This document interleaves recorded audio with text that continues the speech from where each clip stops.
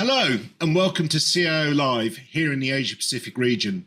My name is Chris Holmes, Editorial Director for Asia, and I'm going to be your host for today. I'm very pleased to welcome Nobumasa Takeuchi, Editorial Director for Japan for CIO.com, as part of our Leadership Live series where we talk to tech leaders across the region. So Nobu-san, welcome. Thank you for joining.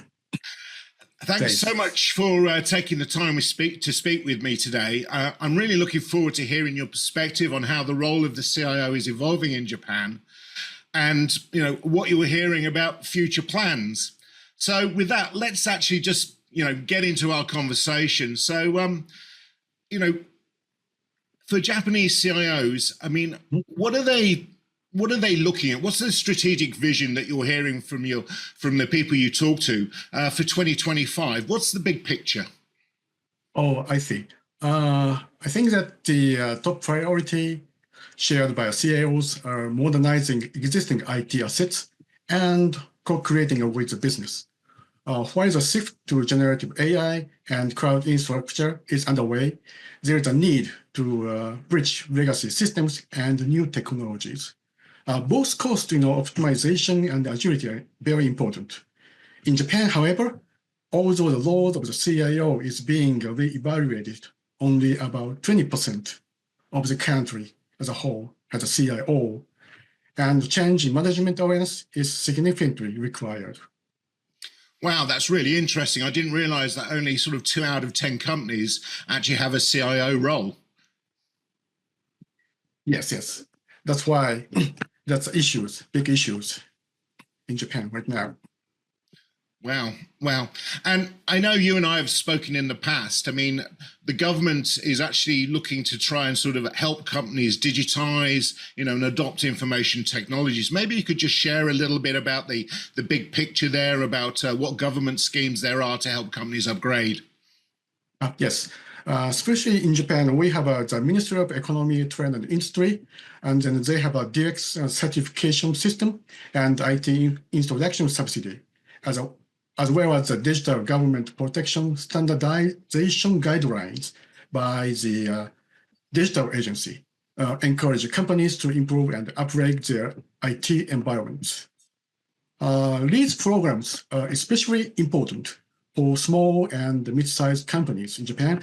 However, although the guidelines are prepared, the implementation, operation, and management of these systems are left to individual companies. And the current situation is that they have not yet been put in practice. Okay, so there's still a lot of work to go on to actually digitize and actually bring companies up. We have a complete guidelines and systems, but the issue is each company will have to take the guidelines first. Okay. And again, I mean, coming back to what you initially said about that 2 out of 10, only 2 out of 10 companies actually having a CIO, do you feel that CIO role is becoming more central to business strategy in Japan? Yes, that's right. They are. The role of the CIO is shifting from the traditional defensive IT to offensive digital transformation. And the CIO is evolving from being merely responsible for technology to a position that plays a part in business strategy. And collaboration with the CEO and COO is becoming increasingly important. Most of companies I'm currently interviewing relatively listed companies, but successful companies seem to view the CIO as a center of their business strategy, with an understanding of business and IT, and as a bridge between management, CIOs, and CXO.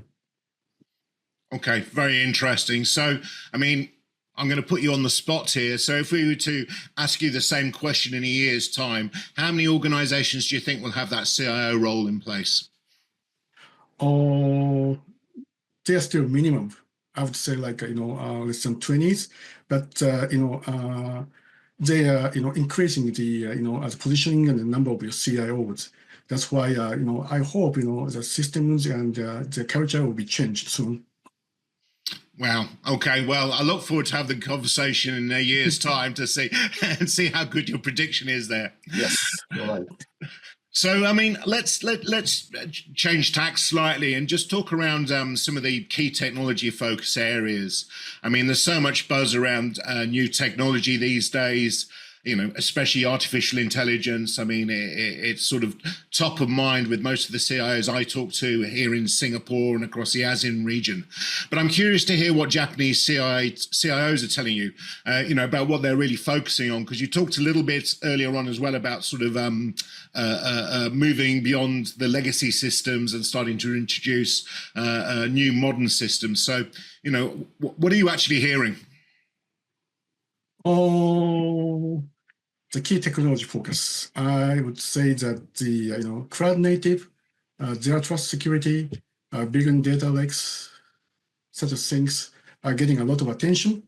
But the most likely the key technologies that are exactly said will getting the most attention will be generative AI and the related tools like APIs or platforms or AI copilots. Yeah, I mean, I think that's sort of common across the globe at the moment. And again, Yes. it's interesting seeing that you're almost, I mean, you talked a little bit about digital transformation, but sort of moving to almost AI-led transformation is what I'm starting to hear a lot of companies talk around. So, I mean, getting into that in a little bit more detail, I mean, what are companies thinking about AI and automation, especially generative AI? An increasing number of Japanese companies have completed the POC phase and beginning to move toward full-scale implementation in their operations at this stage. However, there are many security and legal risks and data quality issues, and there is an urgent need to establish guidelines for the scope of use. I would say that the percentage of Japanese companies as a whole using a generative AI is less than 20% at this moment, and the frequency of use tends to be lower than that of overseas companies. There is a cultural difference in the use of generative AI among various departments within a company, and the role of the CIO is once again required to promote overall optimization rather than partial optimization. However, some research companies are beginning to require their CIOs to take AI session learning, AI certification, and AI training courses. Okay. And I'm really interested because particularly, I mean, there's a lot of Japanese companies that operate overseas as well. Have you seen sort of like the overseas organizations move faster with sort of AI adoption, or are you hearing that compared to sort of like the head office back in Japan? Oh, not yet. They are now striving even the headquarter office in Japan, and then they are thinking, operating, even at the overseas. So now it's not the level of, deploy and then develop AI, generative AI this stage. Yeah. And again, I mean, maybe you could also just give us some idea of what are some of the use cases that you're hearing these organizations are adopting around AI, Gen AI? The case, for I interviewed with some of the electric companies, they are all focused on they call it AI first, and then they involve all the departments, even legal, general departments or HR something, and then let them use the all AIs, even though they get trial and errors. Then they learned everything. Then after that, everyone learned how to use generative AI. The kind of successful company is getting now realized Japan. Interesting. And again, I mean, what are you hearing around the or how are CIOs really trying to sort of balance that, if you like, the legacy systems with the innovation? Because I know there's a lot of very old school IT still in place in Japan. I mean, dare I say it, sort of mainframes, even that kind of technology. And yet here we are talking about AI. So how are CIOs sort of addressing this? Oh, they are now tackling on that issues, because one big issue is, like a CIO doesn't even know the detailed technology and then generative AI. That's why CIO is trying to translate the kind of terminology and even the usage of AI somehow, and then to let them learn what it is. Then after that, CIO finally could understand learn how utilize generative AI to all the organizations. So now it's a real stage to just start. Yeah, and again, what about that balancing the innovation? Again, it's always one of the challenges that CIOs face is sort of balancing innovation with sort of maintaining the traditional systems and when to actually move. So how are they addressing that? I say that it little bit takes a time because the Japanese management are fond of the following the legacy systems even at this time, even though they understand the like a cloud business is very fascinated, but again now it's not the stage. It's now the learning stage. And then CIO better to let the CIO learn the how the like a cloud business would be more important to protect their IT assets and the data. So we've got to continue the conversation around data and AI integration. I mean, last year we saw lots of proof of concepts around the globe, but as a lot of the analyst firms have talked about, 2025 is the year when the rubber has to hit the road, and we've got to be seeing sort of lots of return on investment numbers. There's got to be adoption at scale. So really, I mean, what examples have you seen in terms of Japanese companies actually moving towards this data and AI integration? Mm-hmm. Yes, generative AI and machine learning are beginning to use in the preventive machine in the manufacturing industry. Demand focusing in retail and fraud detection in financial industries. In retail, for example, supermarkets are using generative AI to collect and analyze data on consumer purchase histories to understand demand forecasts. They have successfully launched a point economic zone business in terms of creating a point system and redeeming the point for cash. Meanwhile, in finance, accounts are increasingly being lent out to third parties in Japan, and AI is being used to detect fraud in the process of identity verification. Yeah, it's preventive maintenance, demand forecasting, fraud detection. Yeah, I think they're definitely some of the initial use cases that we've seen with a lot of organizations. I mean, but again, from the CIOs you're talking to, what are the biggest challenges that they're facing using AI effectively? Oh, I would say that the data governance, interdepartmental collaboration, and the lack of human resources. In Japan in particular, there are overwhelmingly many industries centered on manufacturing, such as automotive, shipping, precision machinery, electronics, and pet industries. And in some cases, data is siloed. So such companies are faced with the challenge of not being able to unify their data, making AI ineffective. Yeah, yeah, yeah. All make perfect sense. And what do you think is the outlook for the rest of the year? As I said, 2025 is the year where AI needs to prove itself. I mean, what are you hearing? Many CIOs have begun training and creating mechanisms to expand the use of AI to all employees. However, this movement still varies in differences, even among some listed companies.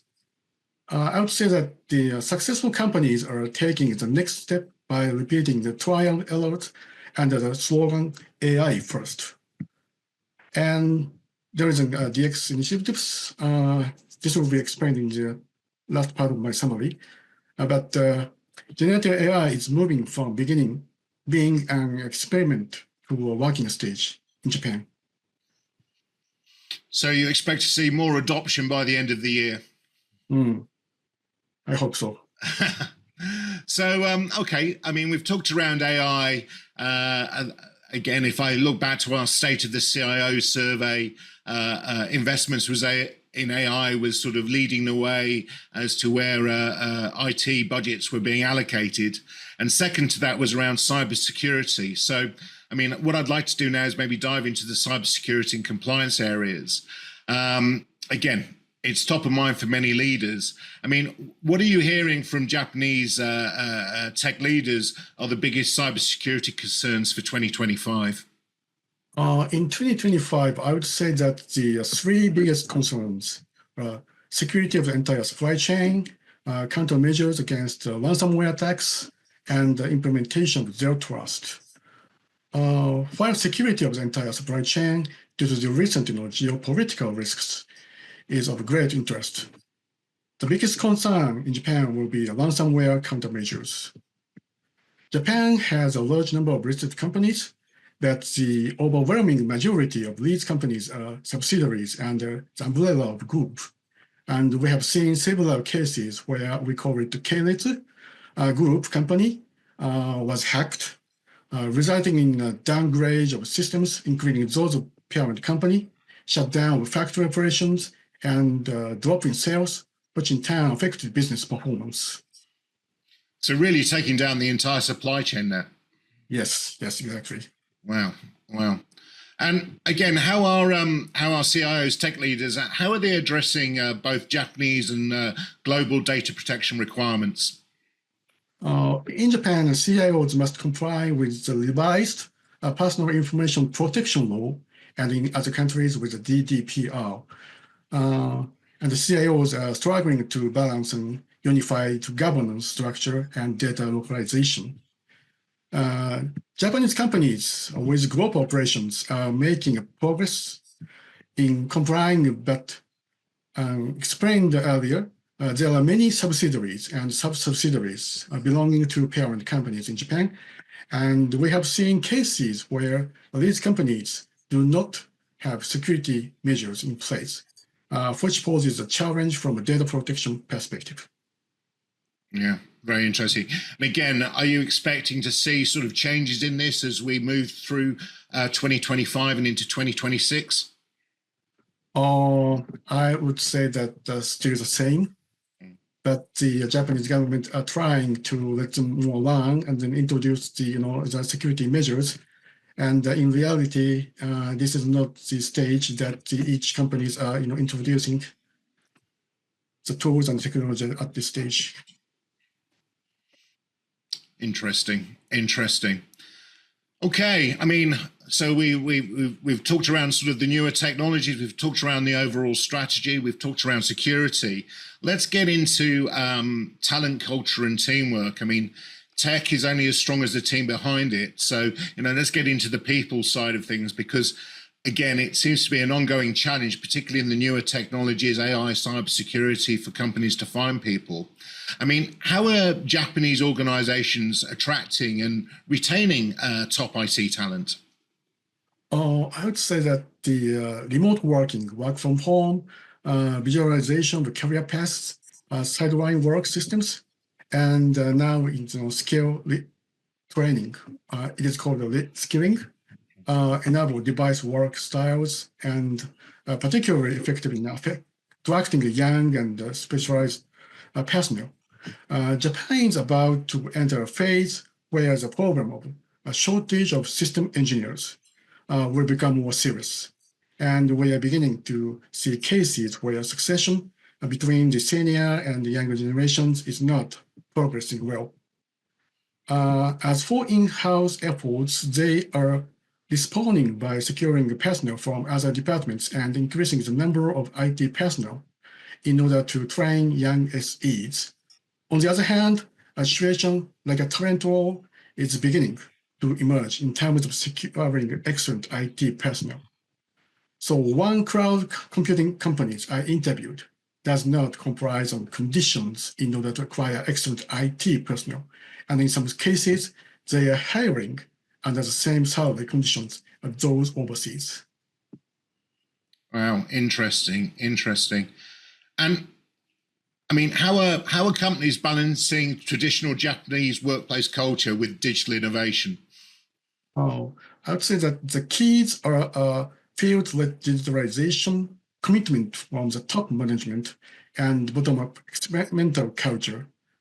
In Japan, the front line is very strong, and there are many companies that still have a paper and stamp culture.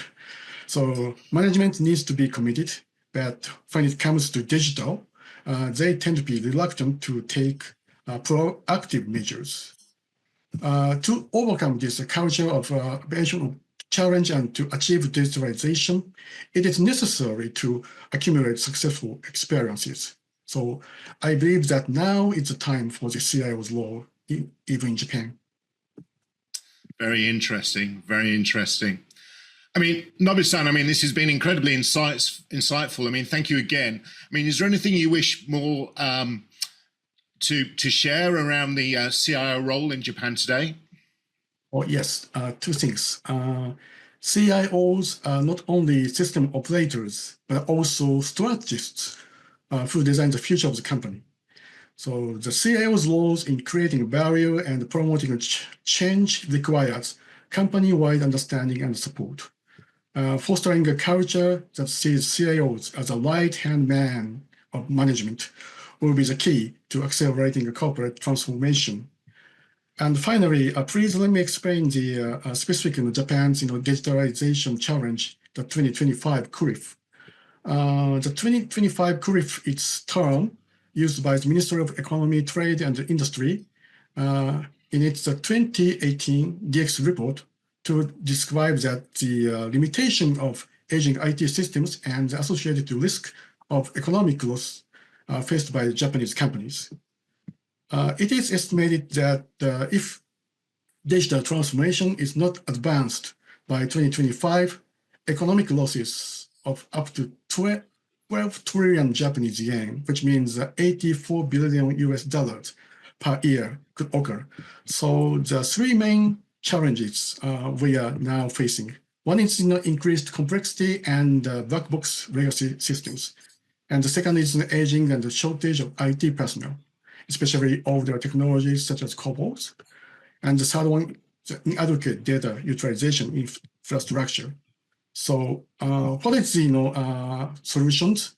I would say that the 3 points are required. One is gradual modernization of core systems, cloud migration and APIs, and secure the train DX personnel, enhance risk scaling. And the last one is the risk construction of an overall optimized IT strategy centered on data. So in order to overcome this cliff, DX promotion as a management strategy rather than mere IT innovation is required. I think it can be said that the leadership of CIO is now being questioned along with a change in corporate culture. Wow, very interesting. Again, I look forward to talking to you again in about 12 months' time to see how far things have progressed and how far things have changed in this shift to digitalization. Thanks, Nobu-san, for sharing your insights into the role of CIO and IT in Japan. That concludes today's CIO interview. My name is Chris Holmes, and I've been talking to Nobumasa Takeuchi, Editorial Director for JapanCIO.com. Thanks again, Nobu. Thank you. If anybody has any comments, please reach out to me or Nobu on LinkedIn.